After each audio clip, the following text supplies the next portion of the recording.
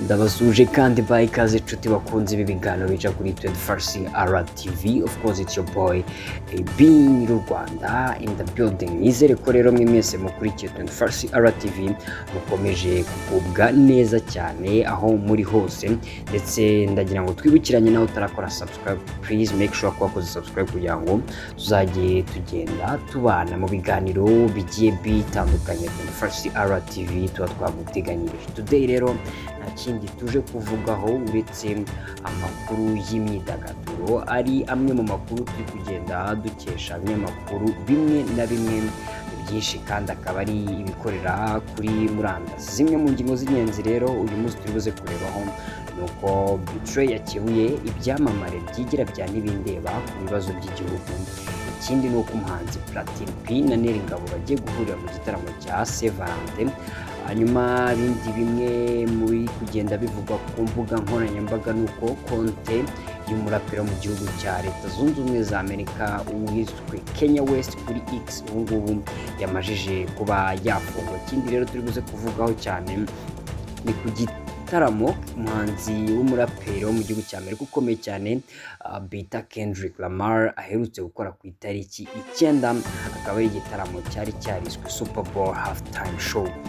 Hanyuma ibindi bimwe mu biri kugenda bicacara ku mbuga nkoranyambaga ni uko umunyarwenya Chipukizi yagereranyije umujyi wa Kigali ndetse n'ijuru rito. N'ahandi rero wasanga izi exclusive entertainment news atari kuri 21CR TV. Nyabuneka banza ukore subscribe kugira ngo dukomeze kugenda tubana mu biganiro bigiye bitandukanye. Hanyuma rero reka inkuru zacu tuzihere ku muhanzi Betray.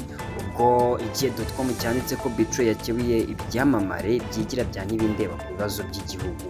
Betray rero yakanguriye urubyiruko by'umwihariko ab'ibyamamare kutajya bigira abantu ntibindeba mu bibazo by'igihugu, abibutsa ko abantu bafite ijwi rigera kure n'abakurikiranwa n'abantu benshi aribo bakabaye bafata iya mbere mu kukivugira igihugu cyabo kandi ko gikeneye ijwi ryabo. Ibi uyu muhanzi rero yabigarutseho mu kiganiro cyihariye yagiranye na Igihe, by'umwihariko akaba yitsaga ku buryo amaze iminsi abona abanyamahanga bibasira u Rwanda ku mbuga nkoranyambaga, ariko ugasanga benshi mu rubyiruko bafite n'ukuri kw'ibyo kuvuga n'ukuri, ariko bahisemo kubica bakabwira. Ku rundi ruhande rero Betray ahamya ko mu by'ukuri kugira ngo urubyiruko by'umwihariko ibyamamare byisange muri gahunda zo kuvuganira igihugu mu gihe kibakeneye, hakwiye kubaho ubukangurambaga bubibutsa ko hari inshingano zabo. Yagize ati ni byiza ko urubyiruko dufata iya mbere tugashyigikira igihugu cyacu niba abantu batugabyeho intambara y'amagambo ku mbuga nkoranyambaga. Urwo rugamba rero ruba rureba buri wese, atari babandi gusa barinda umutekano w'igihugu n'ubusugire.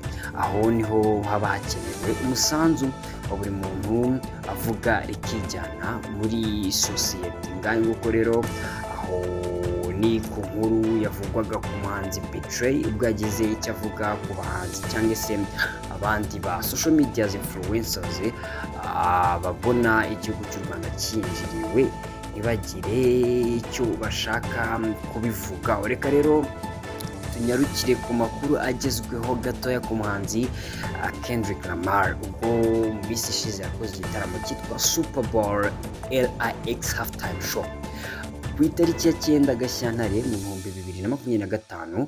Kendrick Lamar yakoze igitaramo cy'akataraboneka mu birori bya Super Bowl LIX byabereye muri Caesars Superdome in New Orleans.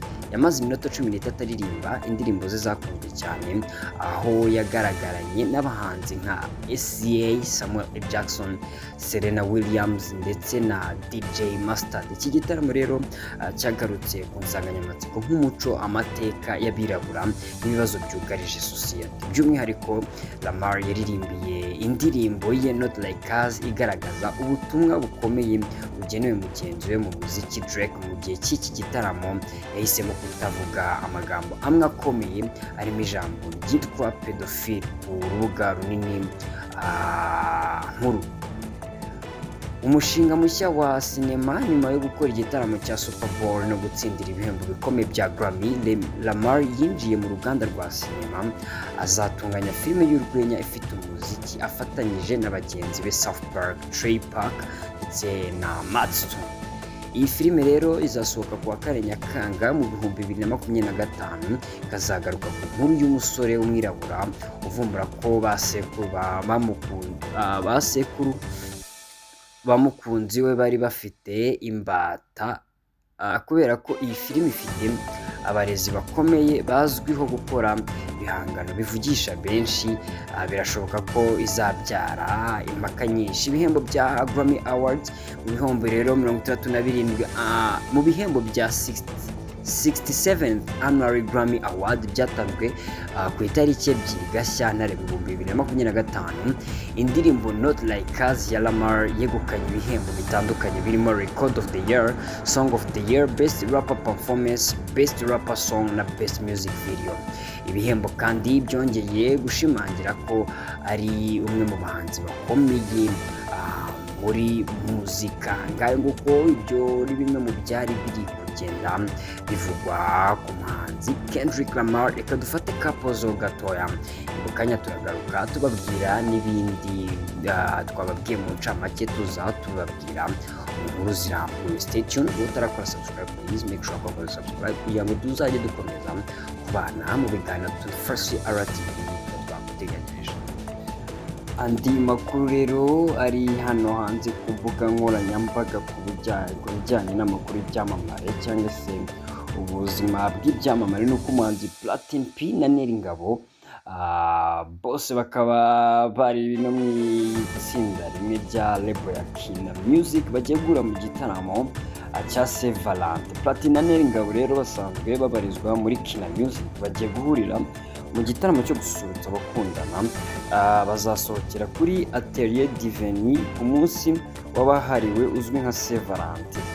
Iki gitaramo rero gitezwe ko kizaba kuwa 14 Gashyantare mu 2025, kiri mu mujyo w'ibitaramo ngaruka kwezi Kina Music igiye kujya itegura binyuze muri sosiyete yayo nshya yise Kina Events. Mu kiganiro rero igihe yagiranye na Ishimwe Clement usanzwe ari umuyobozi wa Kina Music ari nawe ukuriye Kina Events, yavuze ko iki gitaramo kiri mu mujyo w'ibyo bifuza kujya bakora buri kwezi. Ati iki gitaramo cyitwa Moonlight Session, kiri mu mujyo w'ibyo twifuza kujya dukora buri kwezi, cyane ko ari ingaruka kwezi, bikazajya bihuza abahanzi batandukanye yaba abo muri Kina Music abandi ndetse n'abo hanze.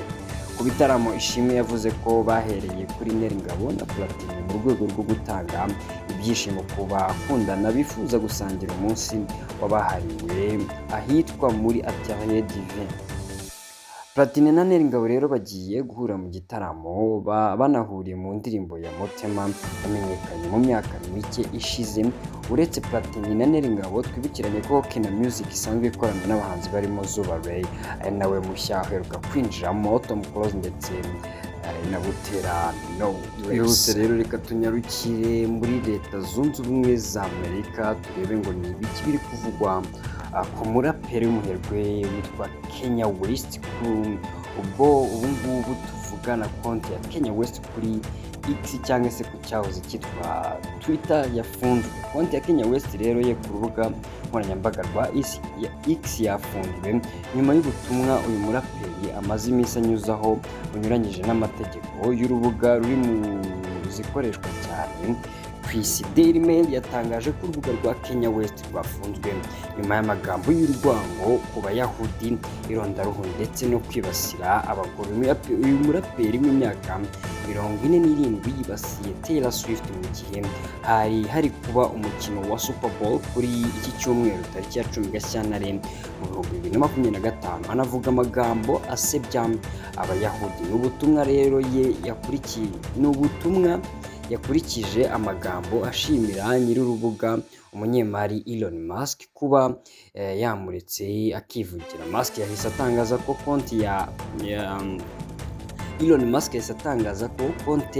ye yafunzwe, agaragaza ko byaturutse ku myitwarire ye idahwitse. ati kubera ibyo yatangaje konti ye ubu ifatwa nk'idakwiriye kubonwa n'abantu bose. Mbere y'uko konti ye ifungwa, Kanye West yanditse amagambo yibasira Taylor Swift amushinja gushimishwa n'indirimbo Not Like Us ya Kendrick Lamar yibasiramo Drake.